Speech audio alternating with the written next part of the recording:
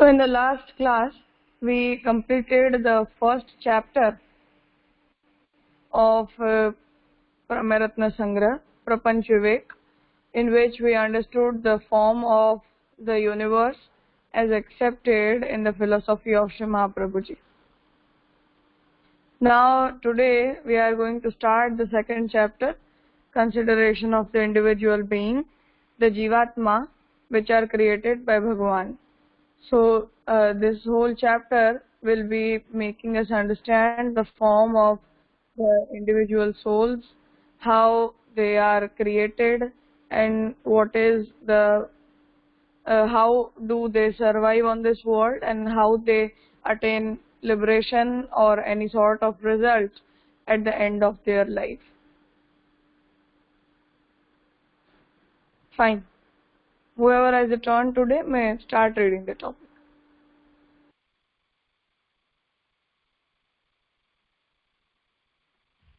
It's my turn today. The purpose of the creation of the individual being. The universe is the insentient creation of the Brahm.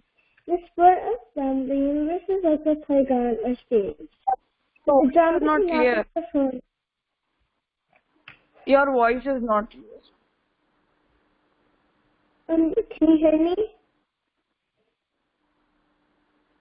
Yes, I can hear you, but the voice is not clear.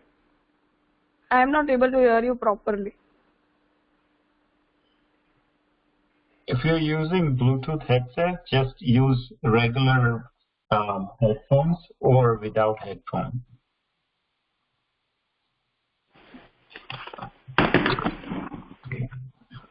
Is it better?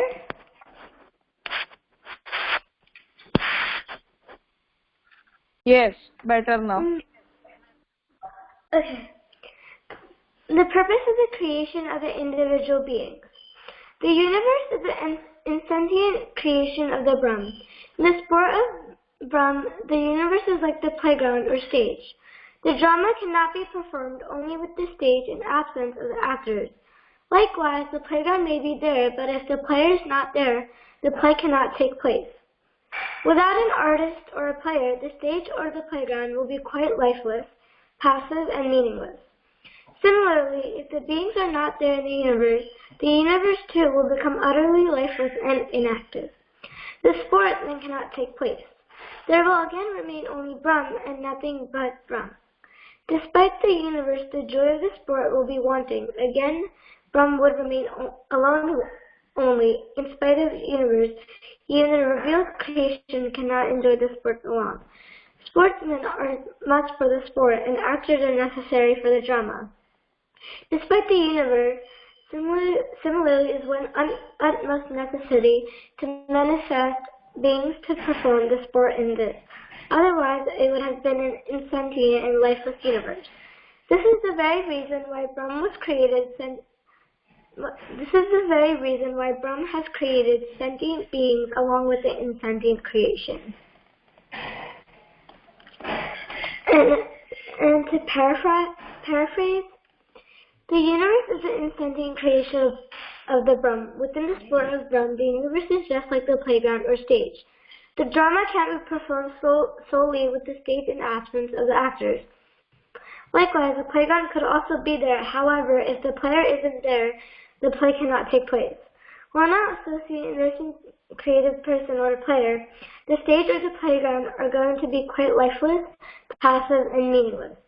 Similarly, if the beings don't seem to be there in the universe too can become completely lifeless and inactive.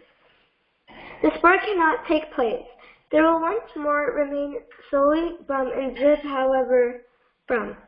Despite the universe relishment, the thrill of the game is going to be wanting once more from the sport alone. Only in spite of the universe, even the unconcealed creation cannot enjoy the sport alone. Sportsmen are necessary for the sport. The utmost necessity to manifest beings to perform the sport in this, otherwise it would be an insentient and lifeless universe. This can be a terrible reason why Brahm has created sentient beings at the side of the insentient creation. Fine. So the first paragraph explains that what is the reason for creating the individual beings or Jivatma. As in the last chapter we understood that why Bhagavan has created the universe. So there we understood that this universe is the Leela of Brahma. It is a divine sport which Bhagavan has created out of his own form. So here it explains that as if there is some playground, we need some players there. Same way, if we have a stage for drama, we need actors there.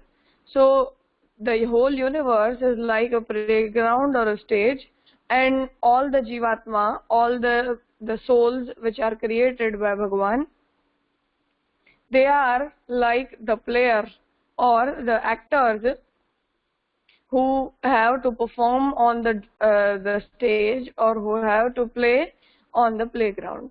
So this will be the role of the individual beings. Because if, for example, just imagine that if Bhagavan had only created the playground or Bhagavan had only created the drama stage, what will be the use of both of those? Because there is no use of a lifeless passive playground which cannot interact or which cannot do anything, because each and every material in the world, it is non-living. They cannot move, they cannot behave, they cannot do anything. So Bhagavan created the beings as the players or as the actors, and they will be playing in the universe, they will be acting in the universe as per the wish of Bhagavan. As we understood that even the universe is not independent and cannot exist independently other than Brahma, same way the individual beings which are created by Bhagavan, even they are regulated by Brahma. It means they are created out of Brahma. However they will be behaving, we feel that whatever we are doing is independent behavior, is our independent behavior. But actually it is not an independent behavior. Whatever we are doing for now, everything is happening because of the wish of Bhagavan himself. So our behavior, our future, our present, our past, everything happens with the wish of Bhagavan. So as the universe is regulated, created, and at the end will be assimilated in the Brahma, same way all the individual beings, they are emerged out of Brahma. They will be behaving or sustaining their lives as per the wish of Bhagavan himself, and same way at the end of their life, whatever sort of result they will attain, even that will be happening with the wish of Bhagavan only.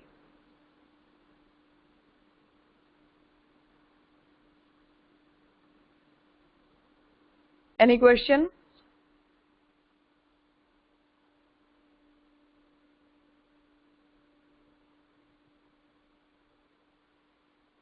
Okay, continue.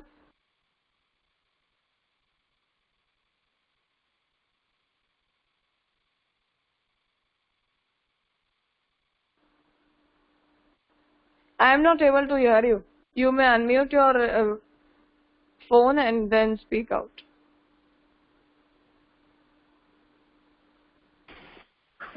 Raja, I already finished my paragraph.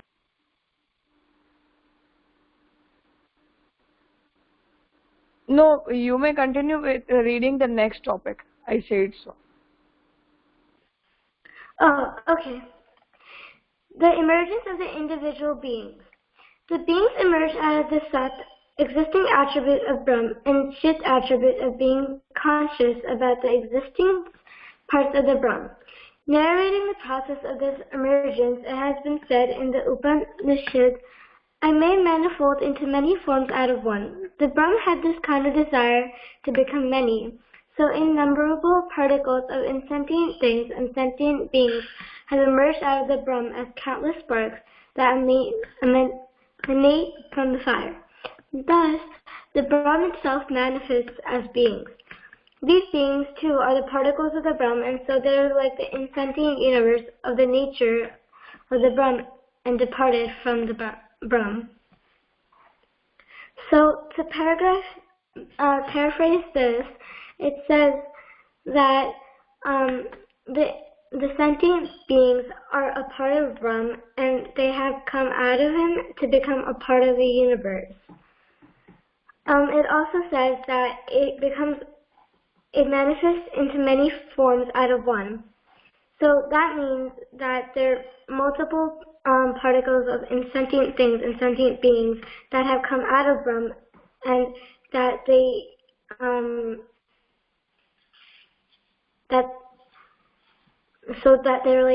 like the insentient universe, and that they're of the nature of the Brahm and departed from it.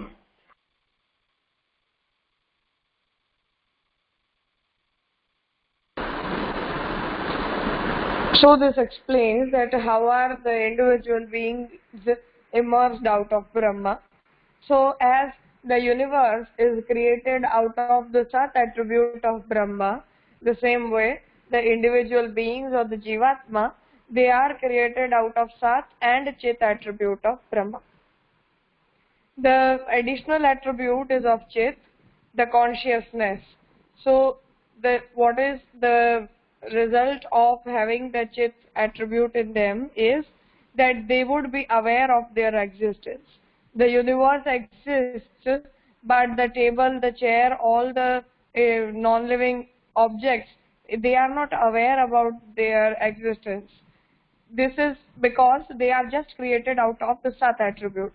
But the Jivatma, all of us, we are created by Sat and Chit, both the attributes of Brahma, and as a result of the Sat attribute, we are existing, and as a result of the Chit attribute of Brahma, we are aware of our existence, and all the other benefits we have are because of the consciousness. It means I can move, I can grow, I can breathe, I can live, etc. So being a living organism, all these attributes are because of the Chit attribute of Brahma.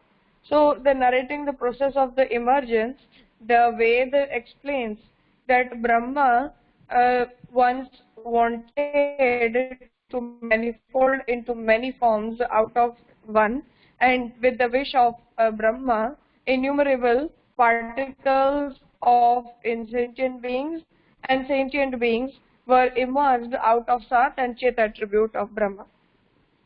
And they were like the countless sparks that emanate from the fire.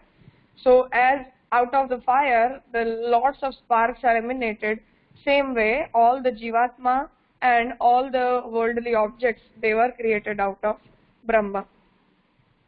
So just like the universe, even individual beings are manifested from the Brahma, and these beings are like the particle of Brahma, or we are like the drop and Brahma is like the sea, like the ocean. So we are just like a drop. So as there are innumerable drops, same way the innumerable individual beings are created out of the Chit attribute of Brahma. And so they are like the insentient universe of the nature and Brahma and departed out of Brahma. So they are created out of Brahma and they come on this universe as the form of Brahma, and they would be behaving like the actors and the players on the ground of this universe.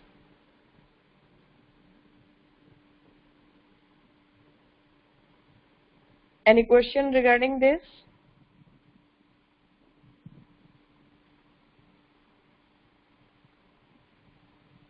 Fine. Continue reading. Wherefrom does the separation take place? The process of the manifestation of beings from the Brahm has been explained. Thus, innumerable beings are separated from the Brahm, as the sparks emanate from the fire. The process of manifesting life from Brahm is understood to be like sparks coming out of a fire. Similarly, innumerable beings are also separated from Brahm. Considering this process, naturally a question may arise that if the Brahm is all-pervading as an infinite entity, which place can be there where the being separated from the Brahm may enter into? Or can anything really be separated from the Brahm? This doubt can be resolved by the illustration of the sea and its waves. As the waves of the sea arise from the sea and are absorbed in the sea, these beings have the nature of the Brahm, are separated from the Brahm in the region of Brahm itself, and are absorbed in the Brahm.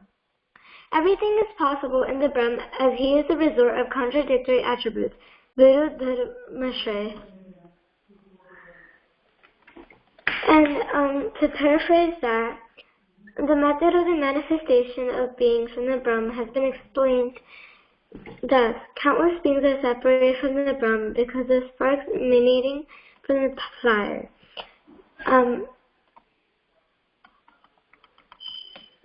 Concerning this process, naturally matter could arise that if Brahm is all general as an associate infinite entity, that place will be there wherever the being separated from the Brahm could enter into.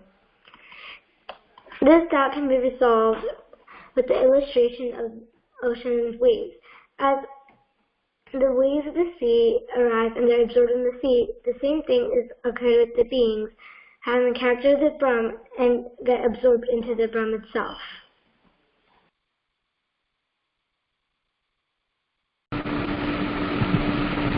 Fine. So this explains that as we understood in the last paragraph, that like innumerable sparks emerging out of the fire, the individual beings were emerged out of the Chit attribute of Brahma. So the question arises that where do they emerge? It means like the place of emergence of the sparks is different from the fire, and therefore they come out of fire, they are emerged out of fire. But in the case of Brahma, Brahma is an universal entity, an infinite entity. So there can be no such place where anything can be emerged out of Brahma and be placed somewhere else. So to answer this, it says that like the ocean, in the ocean, the waves of the ocean are created in the ocean itself. They emerge in the ocean itself and they are assimilated in the ocean itself. Just same way, these beings are separated from the Brahma in the Brahmic region itself. The region, the universe where they are separated, the universe itself is Brahma.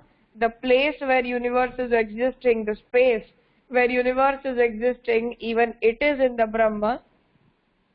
And therefore, all the individual beings emerge out of Brahma in the Brahmic space only.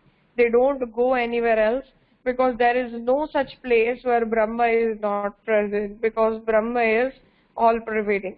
So, by this example, we can understand that like the waves, they are even considered different from the ocean and they are considered one with the ocean. Same way, the universe and the individual beings, they are created out of Brahma, but they emerge in the Brahmic space only. There is no such space where Brahma is not present. Therefore, they don't emerge anywhere else. And this is possible in Brahma because he is the resort of all the contradictory attributes, Viruddharmashraya. The term Viruddharmashraya means that the Viruddha will mean the opposite, Dharma means attributes, and the Ashraya word means resort. So the resort of all the opposite attributes is known as Viruddharmashraya. For example, we cannot keep a lion and a deer in a cage because it is not possible for them to be there. The lion will not let the deer survive. But both of them can survive in the jungle because jungle is a large place, a huge place, and the cage is a small place. So in a cage, a lion and a deer can't be existing together, but they can survive together in the jungle. Just same way, the Brahma, in the infinity of Brahma, all the opposite attributes can have resort. But in our finite existence, we cannot have two opposite attributes. It means I can, for example, if I am angry, I cannot be cooled down, and if I am silent, I cannot be angry. Both these opposite attributes cannot exist in me. Same way, if I am happy, then I can only be happy. If I am sad, I can only be sad. I cannot be altogether be happy sad at the same time. So, but this is possible in Brahma because Brahma has uh, infinite attribute, and in the infinity of Brahma, all the opposite attributes can survive, as a deer and lion can live in the jungle. So this is how created beings out of his Sat and Chit attribute, and they survive in the Brahma, they emerge in Brahma, and after that, if they attain liberation, and if not, they will be assimilated in the Brahma himself, and they have nowhere else to go. Only purpose of creating the individual beings is to be create the actors who will be playing in the universe which is created by Bhagavan for his divine sport.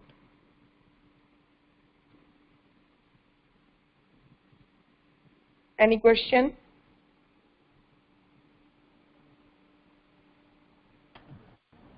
Raja, Dhanasana, I have a question. Yes. So does he manifest those two opposite attributes through us?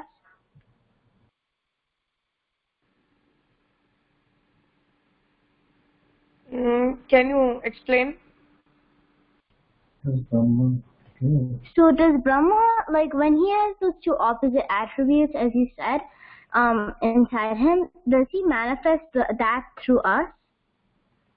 Or does he just like feel lots of different things at one time? See, the Brahma is having the opposite attributes in him, and they are created out in the universe, but as the universal objects and the individual beings, they are not infinite, they are finite, and therefore two opposite attributes can be present in two objects or two people, or even in the same person, but it cannot be elaborated or kept out at the same time. For example, now I am happy. Quite possible tomorrow I can be sad, but I cannot be happy and sad at the same moment. So the universe has opposite attributes because each and every object and each and every being, all of us are different in our own forms. We are completely different from each other, and we are separate from each other. All the objects also and all the individual beings also.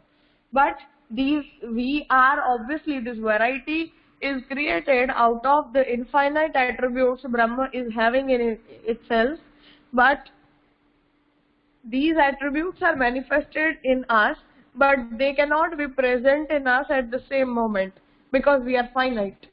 But all such opposite attributes can be present in the form of Brahma at the same moment, as Brahma is an infinite entity.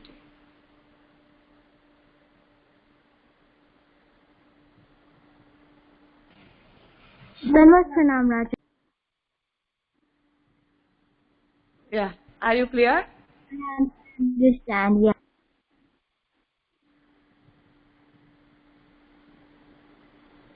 Fine. Any other question? રાજા ધર્મ પ્રણામ. જેમ આપણે first ચેપ્ટરમાં ભણ્યા પ્રપંચ is about different philosophy. So similarly, આ ચેપ્ટરમાં can you give like a bird view કે આપણે what we are trying to learn in this chapter?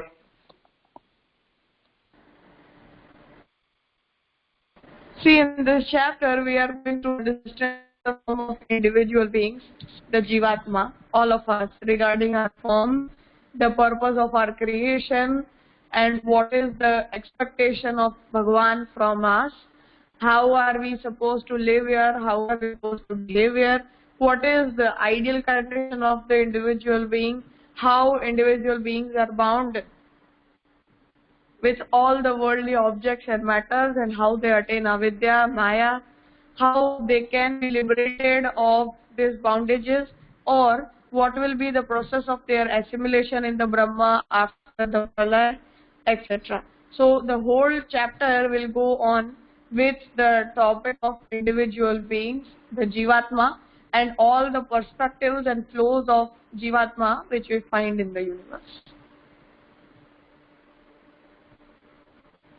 Ji Ajay. Fine. Then let us conclude today's session here. We'll be continuing with the next topic tomorrow. Vishwanath, it is your turn to read tomorrow. You people are not present on WhatsApp, so I'm informing you. Vishwanath, you have to read out tomorrow. Thank you for telling me. Suraj, you... Yeah. Suraj, you want to ask something?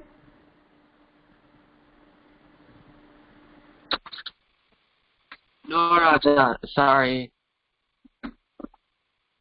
No problem. Yes, you may ask.